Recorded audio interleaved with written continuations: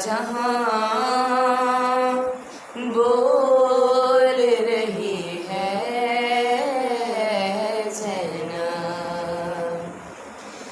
तीरों शमशीरों से ना हो के सितम के लश्कर, तीरों शमशीरों से ना हो के सितम के लश्कर। थक गई सब की जुबान बोल रही है ज़ैनब। मुद्दतों बाद सुना फिर से अली का लहजा, कैसे झूमे नाज़ां बोल रही है ज़ैनब। चुन रहा है अदबे नहज बलागा लफ्ज़े, चुन रहा है अदबे नहज बलागा लफ्ज़े। अपने बाबा की जुबान बोल रही है ज़ैनब। ए यज़ीद से बड़ी हार तेरी क्या होगी,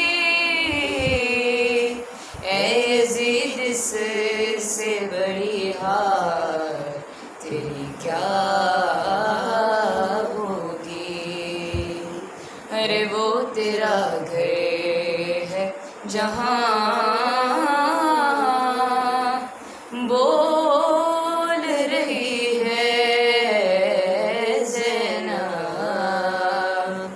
ख़त्म है फ़स्ल कमां बोल रही है ज़ैनब। अऊज़ु बिल्लाहि मिनश्शैतानिर्रजीम। बिस्मिल्लाहिर्रहमानिर्रहीम। या मन ज़िक्रुहु शरफ़न लिज़्ज़ाकिरीन, या मन शुक्रुहु फ़ौज़न लिश्शाकिरीन, या मन हम्दुहु इज़्ज़ुन लिलहामिदीन, या मन ताअतहु निजातुन लिलमुतईन, या मन आयातिहु बुरहानन लिन्नाज़िरीन, या मन खिताबिहु तज़किरतन लिलमुत्तक़ीन, या मन रहमतहु क़रीबुन मिनल मुहसिनीन। अल्हम्दुलिल्लाहि रब्बिल आलमीन। अस्सलातु वस्सलामु अला अशरफुल अंबिया वल मुरसलीन अल-मुलक़्क़ब बिताहा व यासीन ar-रसूलिल अमजद वल नबिय्यिल मुसद्दद व अबिल क़ासिम मुहम्मद व आलिहि तय्यबीन अत्ताहिरीन अल-मासूमीन अल-मज़लूमीन। रब्बि इश्रह ली सदरी व यस्सिर ली अमरी वहलल उक़दतम मिन लिसानी यफ़क़हू क़ौली। अम्मा बअद फ़क़द क़ाल अल्लाह तबारक व तआला फ़िल क़ुरानिल मजीद वल फ़ुरक़ानिल हमीद। बिस्मिल्लाहिर्रहमानिर्रहीम। या अय्युहल्लज़ीना आमनू कूनू अंसारुल्लाह। अस्सलामु अलैका या साहिब अस्सलाम, अस्सलामु अलैकी या फ़ातिमतुज़ ज़हरा अज़ादारान इमाम हुसैन, अस्सलामु अलैकुम व रहमतुल्लाहि व बरकातुहू। सदाए इस्तिग़ासा इमाम हुसैन मज़लूम करबला मौलाए आली मकाम हल मिन नास यंसुरुना تمام زمانے کے انسانوں کو مخاطب کر کے اللہ کی مدد کے لیے، اس کے دین کی بقا کے لیے، حق کی سربلندی کے لیے دعوت دے رہے ہیں۔ خوش قسمت ہیں وہ افراد کہ جنہوں نے اس دعوت کو سن 61 ہجری میں قبول کیا اور جام شہادت نوش کر کے اپنے لیے بہترین انجام کا انتخاب کیا۔ مگر امام کی یہ دعوت فقط اس دور کے اس وقت کے افراد کے لیے نہیں تھی، بلکہ قیامت تک آنے والے افراد کے لیے۔ یہ صدا استغاثہ کون ہے جو اس آواز پر لبیک کہے؟ ہمارے کانوں سے بھی یہ آواز شب و روز ٹکراتی ہے۔ بہت زیرک ہے وہ انسان کہ جو اس صدا کو سنے اور اس صدا کے اس درد کو محسوس کرے کہ حق کی راہ پہ چلنے والوں کی تعداد کتنی قلیل ہوتی ہے، مگر ان کے ایمان کی قوت اس طریقے سے سینہ سپر ہو جاتی ہے کہ طاغوتی طاقتیں چاہتے ہوئے بھی ان کے مشن کو، ان کے ہدف کو ناکام نہیں بنا سکتے۔ یہی معرفت ہمیں اس کی طرف متوجہ کرتی ہے، موٹیویٹ کرتی ہے، انکریج کرتی ہے کہ ایمان کی استقامت میں بڑی طاقت ہے، لہٰذا انسان کو نا امید نہیں ہونا چاہیے۔ جہاں انسان کمزور پڑ گیا، جہاں اس نے اپنے ایمان کی حفاظت نہیں کی اور اتنا حقیر کر دیا کہ جس کا دل چاہا اس نے اس ایمان کی بولی لگا دی، اور بولی بھی کیا لگائی؟ حقیر بولی لگائی، دنیاوی بولی لگائی۔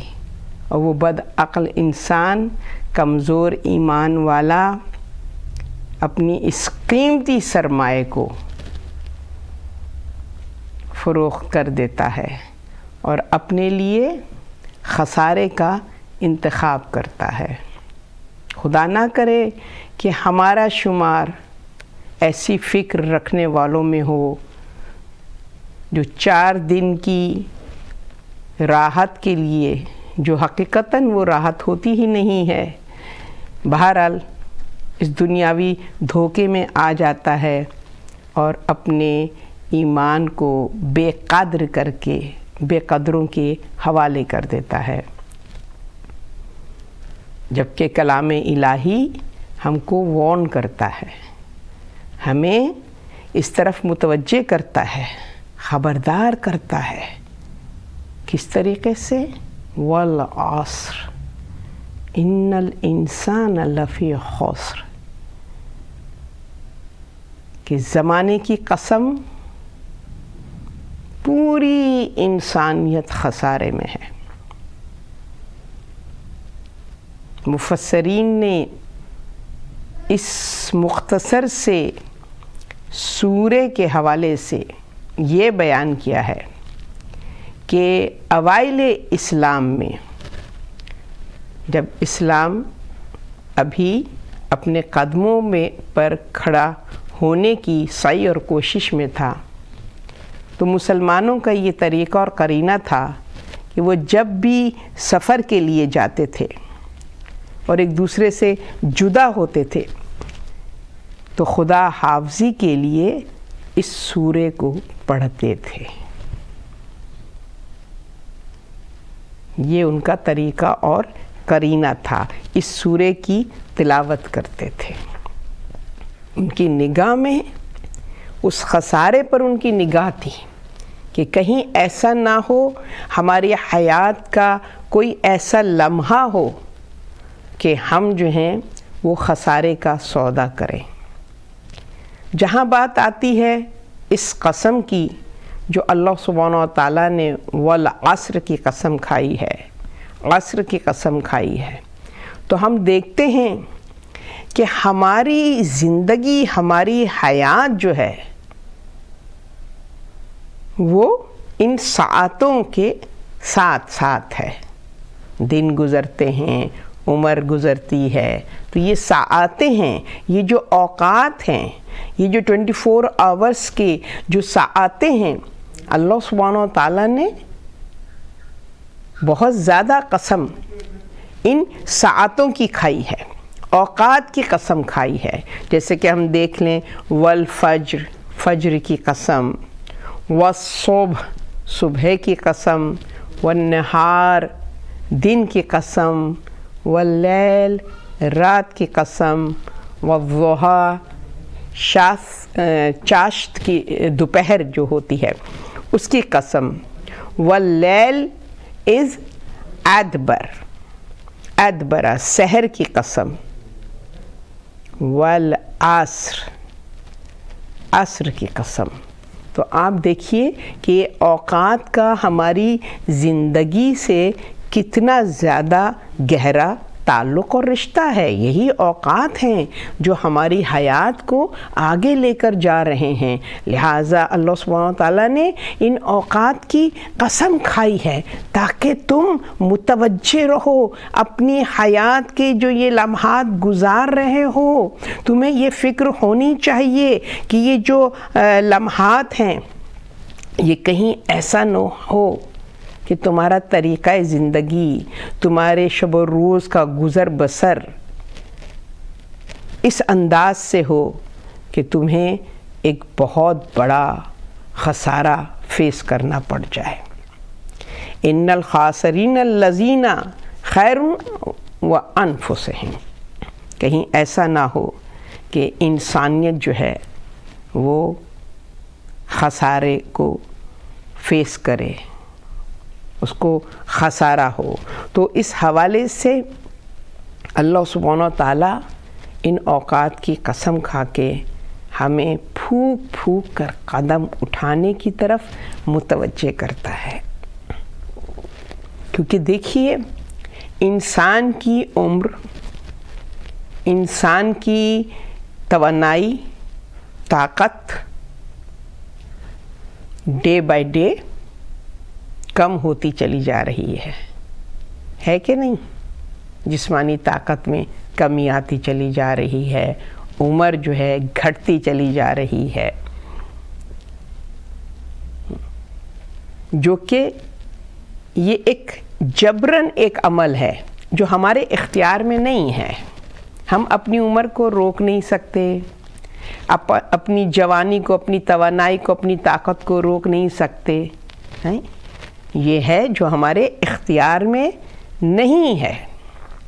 اس کے لیے فخر الدین رازی نے ایک بہت ہی اچھی مثال دی ہے کہ کیا فرمایا کہ انسان اس دنیا میں ایک برف فروش جو آئس، برف کی فروشی کرتا ہو، بیچتا ہو برف کو، ہر لمحے جس کا سرمایہ پگھلتا جا رہا ہے کہ نہیں؟ جب برف انسان بیچے تو برف کا کیا ہے کہ وہ بہت دیر تک اس حالت میں نہیں رہتی ہے، پانی بن کر بہنے لگتی ہے۔ تو کہا کہ انسان مثل برف فروش کے ہے کہ جس کا سرمایہ پگھلتا جا رہا ہے، لہٰذا اسے چاہیے کہ جتنا جلدی ہو سکے اپنے اس سرمائے کو بیچ ڈالے اور اپنے آپ کو خسارے سے بچا لے۔ اگر آپ کو یاد ہوگا تو گزشتہ کی مجلسوں میں میں نے سورہ صف کی وہ آیت آپ کے ساتھ شیئر کی تھی کہ جس میں اللہ سبحانہ وتعالیٰ صاحبان ایمان کو دعوت دے رہا ہے، خسارے سے بچانے کی دعوت دے رہا ہے۔ یا ایھا الذین آمنوا ھل ادلکم علی تجارۃ تنجیکم من عذاب علیم، کہ ایسی تجارت بتاؤں جو تمہیں خسارے سے، عذاب علیم سے پروٹیکٹ کر سکتی ہے۔ یعنی کہ اللہ سبحانہ وتعالیٰ ہمیں، ہمارے وجود کو، ہمارے نفس کو خریدنا چاہتا ہے، اور وہ کس صورت میں خریدنا چاہتا ہے؟ اب آپ یہ دیکھیے کہ انسان کی حیات، ہماری حیات کو خریدنا چاہ رہا ہے، تو انسان کی حیات جو ہے وہ اس کا جو انسان کا یہ سرمایہ ہے، سرمایہ حیات جیسے کہتے ہیں نا، یہ سرمایہ ہے، اور یہ وقت کے ساتھ ساتھ پگھل رہا ہے، اپنے ہاتھوں سے نکل رہا ہے۔ اور اگر ہم اس کے لیے ایسے خریدار کو تلاش کر لیں کہ جو ایسا خریدار ہو کہ جو ہمارے اس سرمایہ کی قیمت اتنی زیادہ لگائے کہ کسی کے اندر اتنی قدرت نہیں ہے کہ وہ اتنی قیمت لگا سکے، کیونکہ تاریخ میں، قرآن میں، سورہ بقرہ میں اللہ سبحانہ وتعالیٰ اپنے اس قیمت کا ذکر کر رہا ہے۔ وَمِنَ النَّاسِ مَن يَشْرِي نَفْسَهُ ابْتِغَاءَ مَرْضَاتِ اللَّهِ وَاللَّهُ رَءُوفٌ بِالْعِبَادِ، کہ یہ وہ افراد ہیں کہ جو اپنے نفسوں کو بیچ دیتے ہیں، خدا کو بیچ دیتے ہیں، اور پھر اس کے بدلے میں اللہ کی مرضی، اللہ کی مشیت خرید لیتے ہیں۔ یعنی انسان کا نفس جب اس لیول پر ہو تو پھر اللہ سبحانہ وتعالیٰ اس کی کیا قیمت لگاتا ہے؟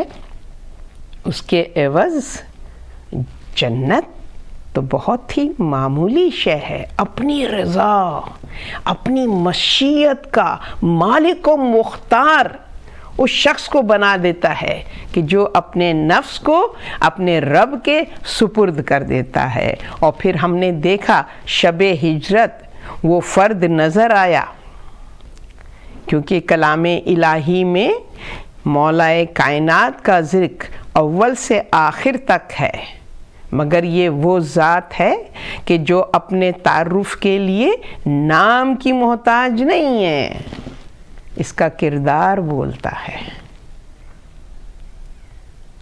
مولا کائنات کا کردار بولتا ہے، تو یہاں پر بھی مولا علی کے کردار کے حوالے سے یہ آیت قصیدہ خوانی کر رہی ہے کہ یہ وہ لوگ ہیں جو اپنے نفسوں کو بیچ دیتے ہیں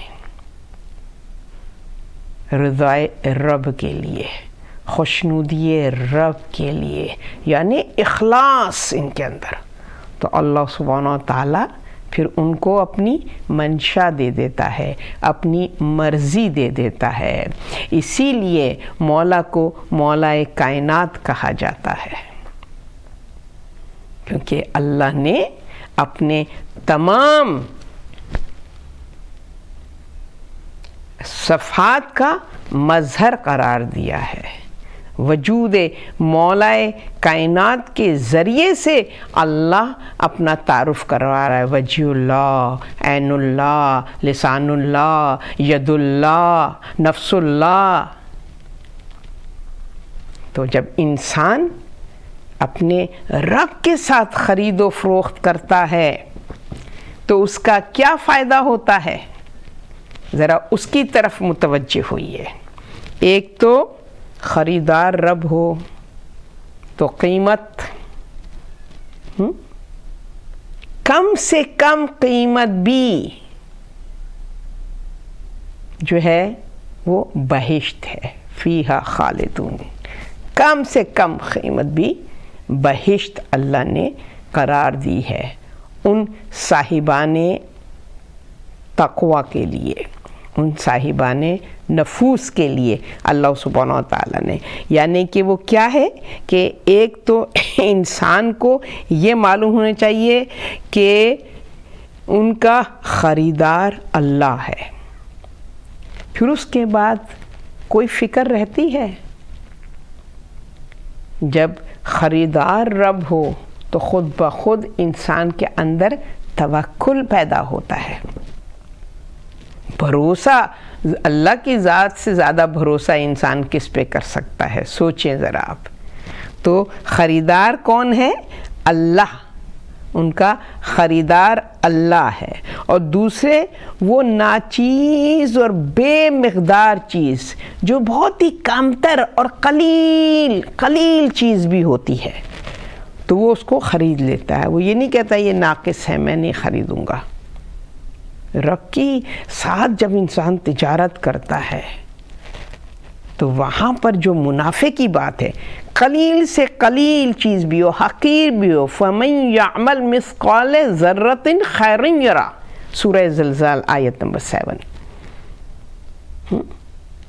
कि ज़र्रा बराबर भी किया हुआ अमल रायगा नहीं जाएगा, अल्लाह उसकी भी कीमत लगाएगा। और जब अल्लाह कीमत लगाएगा तो सोचिए वो महंगे दामों ख़रीदता है। यानी शायद उस चीज़ की उतनी वैल्यू और कदर नहीं होती है, मगर अल्लाह उसकी को महंगे दामों ख़रीदता है कि जिसकी कीमत हमेशा की बहिश्त है। खालिदीना फ़ीहा, हमेशा की बहिश्त जिसकी कीमत है, कमतर चीज़ भी ख़रीदा। फिर अच्छे या बुरे काम के पीछे जो इंसान, लेकिन उसके मतलब कि वो पीछे उसके होता है लेकिन उस अमल को नहीं कर पाता, तो उसकी इस सही और कोशिश को भी अल्लाह जो है उसका भी अजर देता है। तो वो इंसान जो अपने अमल की सही करता है और वो अमल बजा नहीं ला पाता है, तो उसका भी अल्लाह सुब्हानहू व तआला उसकी सही और कोशिश को भी रायगा नहीं करता। जैसे अगर किसी ने किसी बुरे काम के लिए सही की मगर वो अमल नहीं किया, तो उस अमल के ना करने की जज़ा उसको मिलेगी, बुरा काम उसने नहीं किया उसकी जज़ा मिलेगी। और अगर किसी ने नेक काम की, सही की, मगर वो अमल नहीं बजा ला सका, तो उसकी उस सही की अल्लाह सुब्हानहू व तआला उसको अजर देगा। लैसा लिल इंसाने इल्ला मा सआ, सूरह नजम में अल्लाह सुब्हानहू व तआला इरशाद फरमाता है, किसी के भी एफर्ट को भी,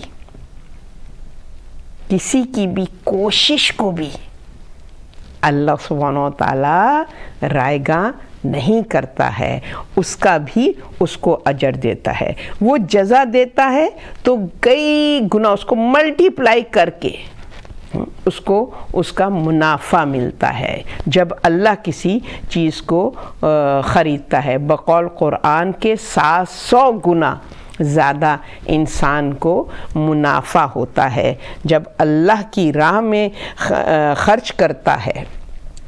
तो फिर उसका कलील अमल भी जो है, कलील रकम भी खर्च करता है, तो उसको अल्लाह सुब्हानहू व तआला कई गुना ज़्यादा करके उसको नफ़ा पहुंचाता है। जो लोग खुदा की रज़ा के तालिब नहीं होते वो बहुत ज़बरदस्त खसारा उठाते हैं।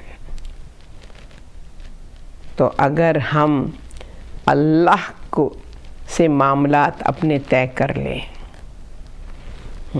उसके साथ हम तिजारत करें, खैरुन इन कुंतुम तालमून, अगर तुम जान जाओ तो तुम्हारे लिए इससे बेहतर اور کوئی تجارت ہو ہی نہیں سکتی کہ اگر تم اللہ کے ساتھ تجارت کر لو. اور جب انسان اللہ کے ساتھ تجارت کرتا ہے تو اس کے اندر وہ توکل پیدا ہوتا ہے کہ اب میں نے اپنے نفس کو اس کے سپرد کر دیا ہے، ذات الرب العزت کے سپرد کر دیا ہے، اب مجھے کوئی خطرہ نہیں ہے. اب میں جو ہوں وہ تمام طاغوتی طاقتوں سے اپنے آپ کو محفوظ بنانے کے لیے میں جو ہوں اللہ سبحانہ و تعالیٰ نے مجھے وہ ثبات قدمی عطا کر دی ہے کہ جس کے سبب ہم جو ہیں وہ اللہ پر بھروسہ کر سکتے ہیں. توکل بحسن ظن خدا، اللہ کے ساتھ حسن ظن پیدا ہو جاتا ہے اس انسان میں. اور ہمیں تاریخ میں وہ افراد نظر آتے ہیں کہ جنہوں نے اپنے رب کے ساتھ معاملات کیے ہیں اور کس طریقے سے اللہ سبحانہ و تعالیٰ نے ان کو سرخ رو کیا ہے. انہوں نے اپنا سب کچھ اللہ پر قربان کر دیا تو اللہ نے اس کے نتیجے میں، اس کے بدلے میں اس قربان کرنے والے مومن کو اختیار دیا، باب الحوائج بنا دیا کہ اس کے در پر بلا تفریق جو بھی آئے گا صرف فرزند علی، قمر بنی ہاشم، عباس علم بردار کے واسطہ دے گا اور اللہ سبحانہ و تعالیٰ اس کے ذریعے سے اس کے طفیل حاجت روائی کرے گا، باب الحوائج. تو کیوں حضرت عباس کا جو ذات رب پہ جو یقین تھا، جو اللہ کی ذات سے امید وابستہ تھی، اس کی وجہ سے حضرت عباس کو اگر آپ دیکھیے کہ جو ان کے اندر استقامت، جو ان کے اندر حق شناسی، جو ان کے اندر حجت خدا کی معرفت کہ جس کی نظیر نہیں ملتی ہے، معرفت اس منزل پر جہاں اپنی خواہشات کا قربان کر دینا، جو حضرت عباس کے وجود کو جب ہم دیکھتے ہیں، ان کے ایمان کو ہم دیکھتے ہیں، ان کی بہادری کو ہم دیکھتے ہیں، ان کی شجاعت کو ہم دیکھتے ہیں کہ جو تاریخوں میں ہمیں ملتا ہے کہ اگر اذن جہاد مل جاتا تو مولا عباس ایسی جنگ کرتے کہ اس صحیفہ ہستی سے تمام ظالم جابر دشمنان دین کا خاتمہ ہو جاتا، مگر سر تسلیم خم ہے اپنے وقت کے امام کے سامنے، مسلسل اپنی نفس کشی کر رہا ہے عباس، اپنے نفس کے ساتھ جہاد کر رہا ہے کیونکہ تجارت رب کے ساتھ ہو رہی ہے. اور اللہ سبحانہ و تعالیٰ کہتا ہے کہ جب ہمارے ساتھ تجارت ہے تو وہ پھر کیا ہے؟ تؤمنون باللہ ورسولہ وتجاہدون فی سبیلہ باموالکم وانفسکم. اللہ پر وہ ایمان اور عقیدہ، وہ توکل، اللہ کے رسول کی اس صورت میں اطاعت، اطیعوا اللہ ورسولہ واولی الامر منکم کی آیت کی اگر آپ تعویل کریں اور اس کو معنی پہنائیں تو کردار حضرت عباس نظر آتا ہے کہ جیسے کہ وفا کو آپ ڈسکرائب کریں، لفظوں میں ڈسکرائب نہیں کر سکتے، صرف کہیے عباس، وفا کے مفہوم سمجھ میں آ جاتے ہیں. یہ وہ حضرت عباس جو عبد صالح معصومین نے جن کو عبد صالح کہہ کے مخاطب کیا ہے وہ حضرت عباس. والعصر میں یہی تو کہا گیا ہے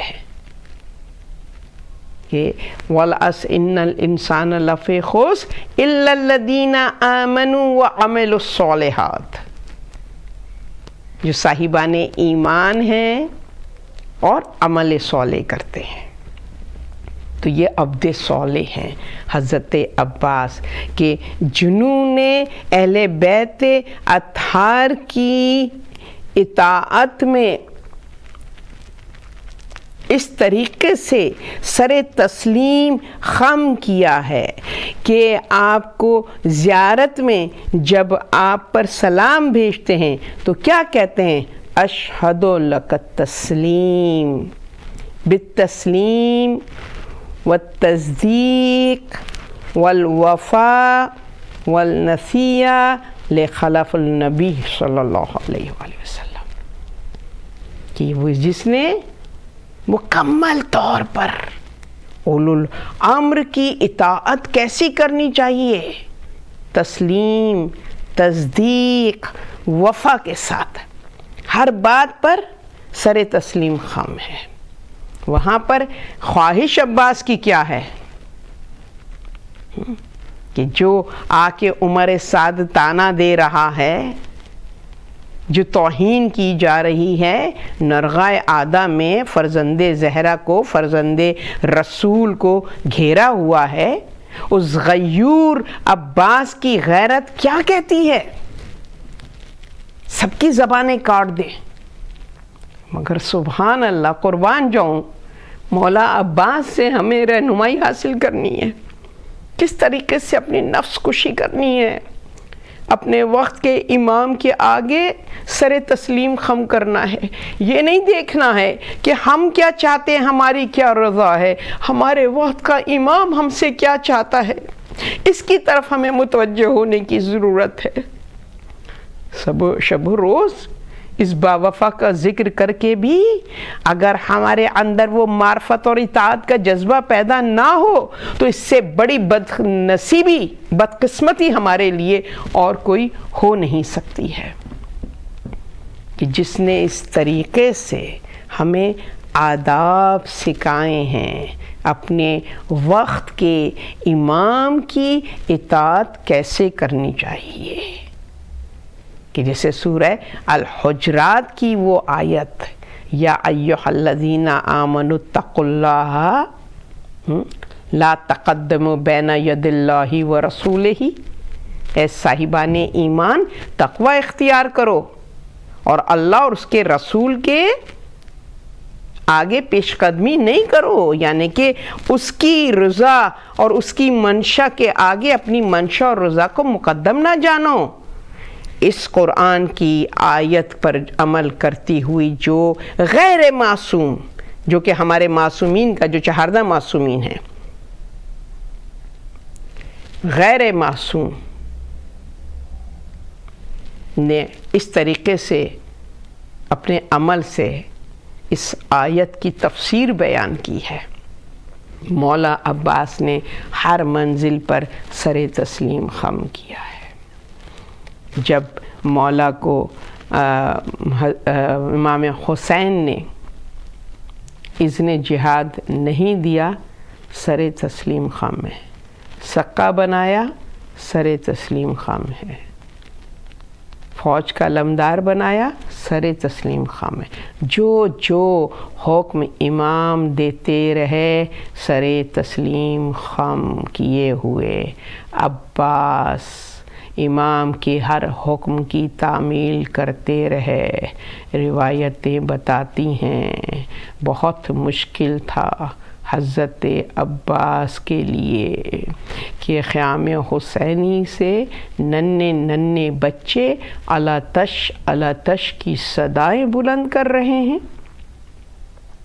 اور عباس کے ہوتے ہوئے، سقہ سکینہ کے ہوتے ہوئے عباس جو ہیں وہ ان پیاسے بچوں کی پیاس نہیں بجھا پا رہے ہیں.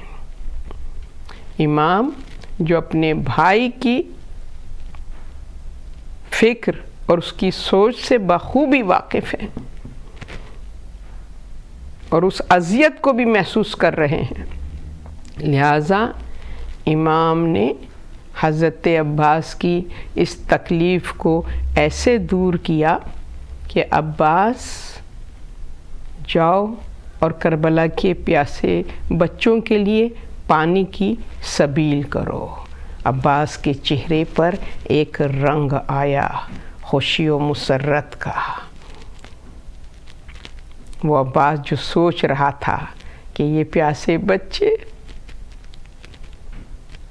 شہزادی کونین کے گھرانے کے معصوم بچے جن کے لب پیاس کی شدت سے سوکھے ہوئے ہیں، زبانوں میں کانٹے ہیں، کہ میں جاؤں اور نہر فرات پر قبضہ کر کے نہر فرات کو خیام حسینی کی طرف موڑ دوں، مگر اطاعت امام میں اپنی اس خواہش کو دبائے ہوئے سر تسلیم خم کیے ہوئے ہیں۔ اور جب مولا نے کہا کہ جاؤ عباس پانی کی سبیل کرو، تو عباس کے چہرے پر خوشی کے آثار نمایاں ہوئے، اور بس دوسرا جملہ مولا کا سن کر عباس نے سر تسلیم خم کیا، اور وہ جملہ کیا تھا؟ عباس پانی لانے کی اجازت دے رہا ہوں، جنگ کی اجازت نہیں دے رہا۔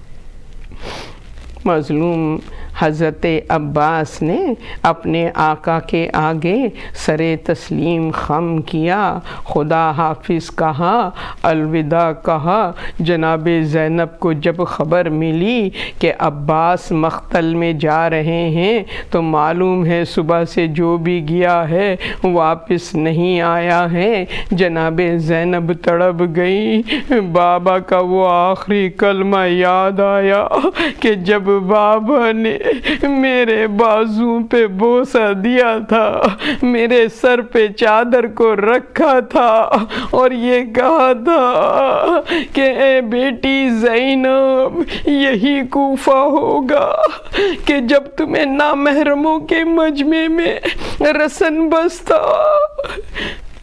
سر برہ نہ پھرایا جائے گا۔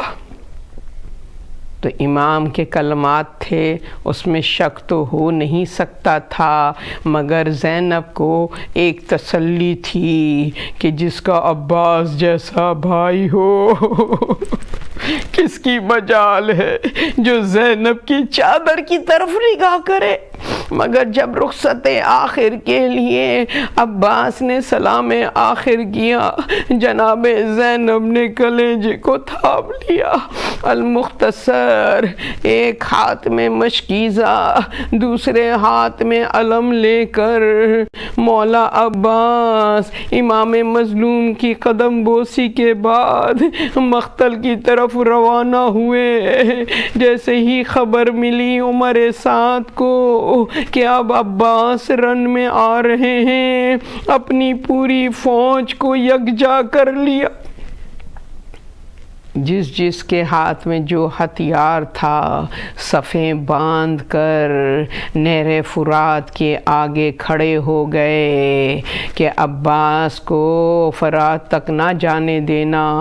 اگر عباس پانی لے گئے تو پھر ہم مقابلہ نہ کر سکیں گے، مگر علی کے شیر کی نگاہی نرغائے آدھا میں ایسی پڑی، علی کے شیر کی نگاہ فاج یزیدی پر ایسی پڑی کہ وہ لرزنے لگے۔ اللہ اکبر، میرا مولا عباس جرات اور شجاعت کا پیکر بنا ہوا اپنے گھوڑے کو فرات کی طرف بڑھا رہا ہے، مقابلہ کر رہا ہے، فرات کے قریب جاتا جا رہا ہے۔ جب فرات کے قریب گیا اور ٹھنڈی ہوا نے حضرت عباس کے چہرے کو چھوا، عباس کی آنکھیں اشک بار ہوئی۔ میرا آقا تپتے ہوئے صحرا میں، بھوک و پیاس میں، گرم ہوا کے تھپیڑے اس کے چہرے کو چھو رہے ہیں۔ بڑی تکلیف ہوئی، حضرت عباس ترائی میں اترے، اپنے گھوڑے سے وہ زمین پر آئے، سوکھی مشکیزہ کو تر کیا اور اس کے بعد فرماتے ہیں اے نہر فرات، اگر حکم امام نہ ہوتا کہ مشکیزہ بھر کے لے کر آؤ تو میں بخدا قسم خدا کی کبھی بھی تیرے پانی میں اپنے ہاتھوں کو تر نہ کرتا۔ حضرت عباس نے مشکیزے کو بھرا اور مشکیزہ بھرنے کے بعد جب اب ترائی سے خیام حسینی کی طرف مڑنے لگے تو کیا دیکھا کہ عمر سعد پورا لشکر لیے ہوئے فرات کے کنارے کھڑا ہے، جن کے ہاتھ میں تلواریں ہیں، بہت سے کے ہاتھ میں نیزیں ہیں، اور جن کے پاس کوئی ہتھیار نہیں وہ پتھر لیے کھڑے۔ حضرت عباس نے مقابلہ کیا، خیام حسینی کی طرف بڑھنے لگے، افواج یزیدی میں ہلچل مچ گئی، ارے دیکھو روکو عباس کو، قمر بنی ہاشم کو روکو، خیام حسینی کی طرف بڑھ رہا ہے۔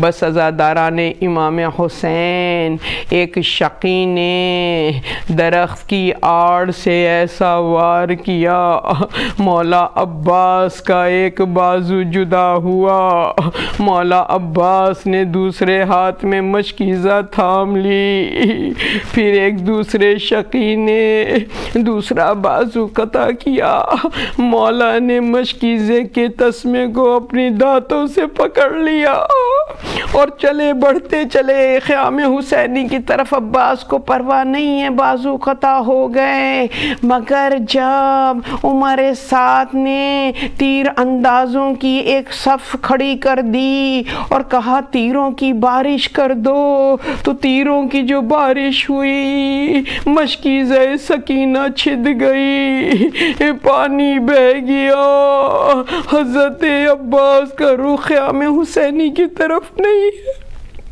بلکہ واپس وہ ترائی کی طرف بڑھنے لگے۔ اب بازو نہیں ہے دشمن کا مقابلہ کر سکے، چاروں طرف سے حملے ہوئے، تیروں کی بارش، ایک تیر آنکھ میں لگا، عباس کو نظر نہیں آ رہا ہے، مقتل میں اندھیرا چھا گیا۔ اللہ اکبر۔ المختصر حضرت عباس نے سلام آخر کیا، السلام علیکہ یا ابا عبداللہ، بس یہ صدا سننی تھی۔ مولا حسین نے اپنی کمر کو تھاما، کہا علی اکبر سہارا دو، علی اکبر سہارا دو، میری کمر ٹوٹ گئی۔ حضرت علی اکبر کے سہارے کے ساتھ مظلوم امام خیمے سے نکلے۔ افواج یزیدی نے جو امام حسین کو آتا دیکھا تو ڈر کے مارے پیچھے ہٹ گئی۔ مولا عباس کے پاس پہنچا میرا مظلوم امام، جس حال میں عباس کو دیکھا منہ کے بھلر سے کربلا پر پڑے تھے اور آپ کے سر کی پشت سے تیر کی انی نظر آ رہی تھی۔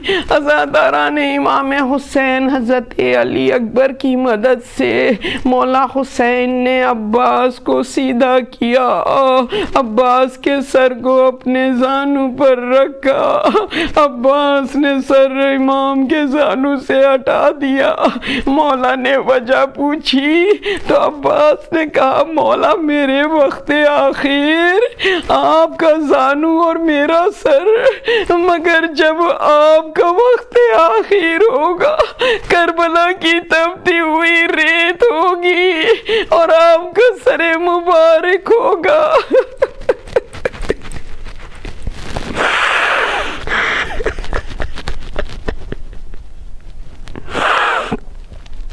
لعنت اللہ ولقوم الظالمین رضا بقضائه وتسلیما لأمری۔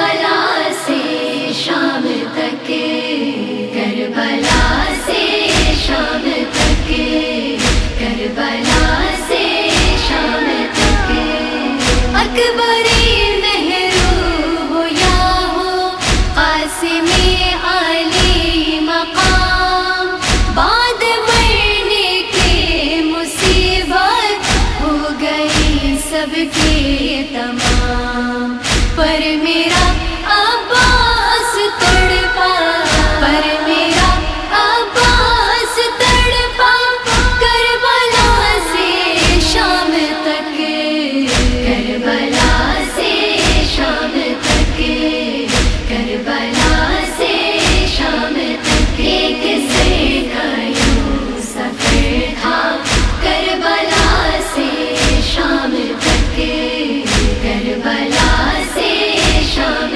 تک، کربلا سے شام تک، کربلا کا معرکہ ہوتا رہا زیر و زبر، تن کو چل ڈالا گیا شام میں غریبہ میں ادھر، سر ادھر گھوڑوں نے کچلا، سر ادھر گھوڑوں نے کچلا، کربلا سے شام تک، کربلا سے شام تک، کربلا سے شام تک، ایک سر کا یوں سفر تھا کربلا سے شام تک، کربلا سے شام تک، کربلا سے شام تک، نور دیتے جا رہے تھے راہ میں بآب و تاب، سارے سرنیزوں پہ آوے ذات مثل آفتاب، ایک قمر بس گہن میں تھا، ایک قمر بس گہن میں تھا، کربلا سے شام تک، کربلا سے شام تک، کربلا سے شام تک، ایک سر کا یوں سفر تھا کربلا سے شام تک، کربلا سے شام تک، کربلا سے شام تک، مشکلیں اہل حرم کی راہ میں دو چند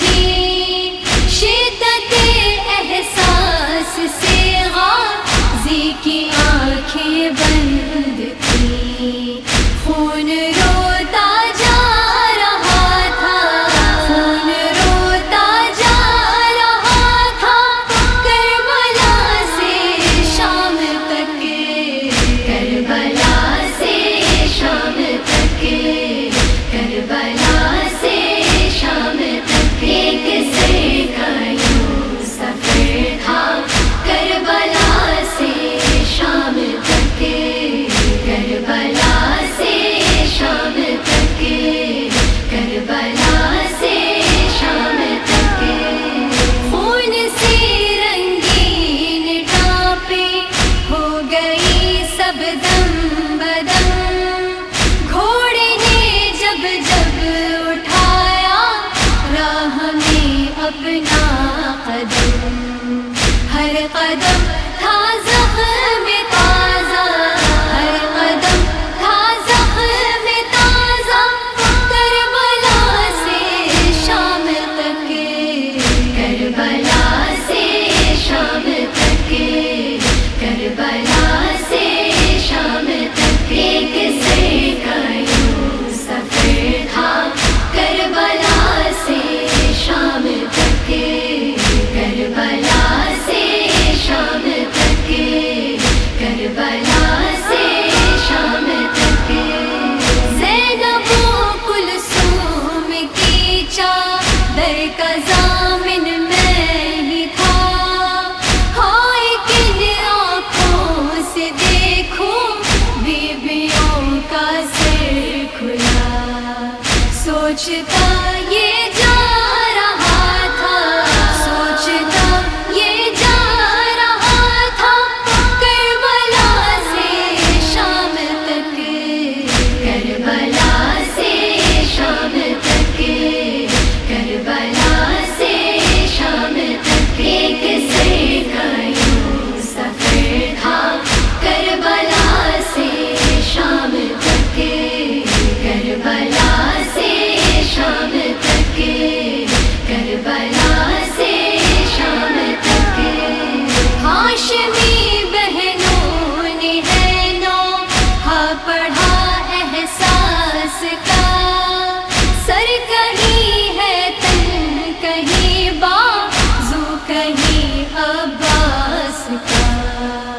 دفن وہ عینی